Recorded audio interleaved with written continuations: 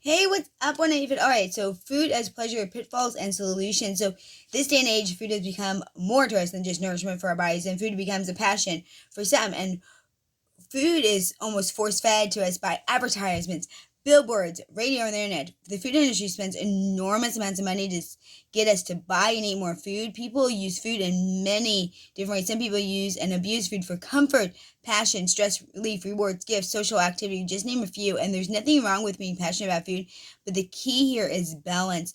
And when we eat food as a passion, it becomes more than just fuel for our bodies. And this is something that, man, this was a tough one for me to change my view of food. And it wasn't until I could do this, until I could get and really look at it as a source for energy, really look at it as fuel, and that gasoline I'm putting into my car. I'm not gonna put oil for gas, right? I'm not gonna put some other substitute for it. And once I really got a handle on it, it made a significant difference in me moving past my eating disorder issues. So I want to help you if you find yourself in a position where maybe you have emotional eating, if you have been cheating, if you have even where I came from a more anorexic picture, if you're come from any other kind of eating disorder, if you just simply feel like your food is in more control of your life than you're in control of the food. So eating for passion instead of eating for hunger triggers feelings of reward in the brain. And this type of eating is referred to as hedonic hunger, or the desire to eat for pleasure. And the reward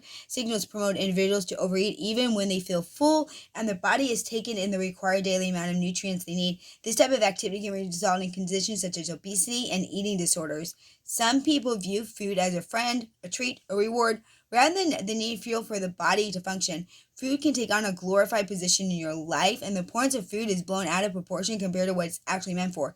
Some people see the relationship with food as a key to happiness, and trust me, if you are someone who does this, you're not to blame. You probably were taught this from a young child, but we have to do something about it. We have to stop the obesity epidemic. We have to stop this unhealthy behavior because it's leading us to disease. It's leading us to an early death. It's leading us to more complications and expensive medical bills. And so when we place so much emphasis on food, we need to look more at balance. This is where balance comes in play, and food can be an important part of your life to a certain extent. You don't have to treat it as the activity just as a task to live, although you might have to for some period of time, because until we can get control over, only having, a portion of a piece of cake and rather than the whole cake or half a cake or more, if we can't stop ourselves during those pleasure times, if we're out of control, we have to move to more of a controlled way and retrain ourselves and our micro habits to really get to that point where we can enjoy it again. So it is okay to enjoy food as a social activity, treat, reward, as long as it's done in moderation and a healthy manner. The pleasure of eating is short-lived. As soon as you put the food in your mouth, it's chewed, it's swallowed, the experience is over. At that point, the brain takes over and the reward sensations kicked in. The key is to enjoy those feelings or reward in moderation, not overindulgence. One term that comes to mind when I think of moderation and balance is gluttony. Gluttony means an overindulgence or overconsumption of food and drink. If we overindulge, we start to think of food as exciting, causing pleasurable sensations. This makes food seem fun and special. It's like an addiction, right? Any other addiction is like drugs. You want that sensation, you want that pleasure. This behavior can lead us leave us in an emotional state, and this emotional state is the point where we understand what is occurring and we use restraint to moderate, or we overindulge and become a risk for our problems. And where do emotions come from? It all starts with the thoughts, right? Our thoughts become our emotions, and our emotions become those actions, right? It starts with that thought. Our thoughts control our emotions and our actions. And so, if we overindulge, there's a lot of risk for potential problems. If food passion does become a problem, we have to realize how overblown our thinking is about food has become. Glorifying food as a belief that we need to be happy. This is not true. If we take a hard look at our beliefs about food, right? The truth is that we realize that we do not need to get pleasure from food. We need food for nourishment. We attain pleasure and passion from life and include food with our life's passion. And so make sure you definitely, describes you if you struggle with emotional binge eating disorder. For myself, it was anorexia. If you struggle with these things, I am here to help you. These are the people that I mainly work with, are those who are really struggling to move past that place of stuck, because I get it.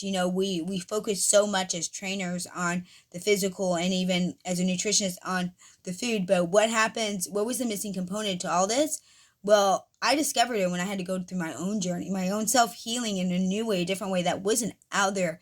It was only when I started dealing with my thoughts, my mind, how I dealt with my mind, how I dealt with my emotions in a healthy way, how I had healthy micro habits that created fit as a lifestyle, holistic approach to life, was I able to really, truly find freedom and victory. And so I'm Jen Plykin. If we haven't met before, I am simply your holistic empowerment coach. And I take people who feel so stuck in their weight loss goals, and I give them a practical, doable, sustainable solution. Combine my 20 plus years as a nutritionist, group fitness instructor, personal trainer, and a life and empowerment coach and educator into one complete program that really gives you lasting change. It's not an empty promise program. It's not throwing your money out the window. I got sick and tired of seeing that happen when I worked at gyms.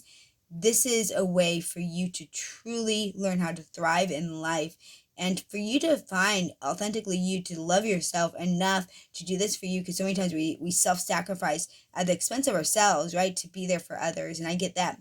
We show up for others, but we don't show up for ourselves. So really find value back in yourself is where it all must begin. And so make sure you like, subscribe, follow my page, or my channel here, if you it's interesting, if this speaks to you. Let me know what questions you have as I debunk a bunch of myths out there, as I give you real practical solutions and truths. Please let me know what questions you have so I can answer them, create videos. Keep an eye out on my channel. I'm having a lot of programs that I'm turning into courses, and that way you could do a self-paced course to help with different areas of your life. I also do offer coaching one-on-one and group support groups and fitness classes and nutrition classes as well. So there's always a way to get in touch with me in the show notes. Please reach out to me anytime. You can send me a direct email. My email is in there. I will respond to you personally, or leave a comment, and I will definitely get back to you, because I'm here for you, because I believe in you and I know you're worth it. I know that we all have one life to live, and that life that you need to live, no one else can. And if you don't live it, then the things that you're supposed to do here and the people you're supposed to touch and the reason you were here are never going to come to fulfillment, because we're so trapped in our own insecurities and things that hold us back like this. And so, no, there's hope for you today, my friend. All right, be brave, be kind, live authentically, and always shine. Remember, you're just one habit away. Maybe it's time to do a 180 like I did. Go a totally new way, to lasting change. Start saying no to those diet fads and become a diet rebel with me. All right, until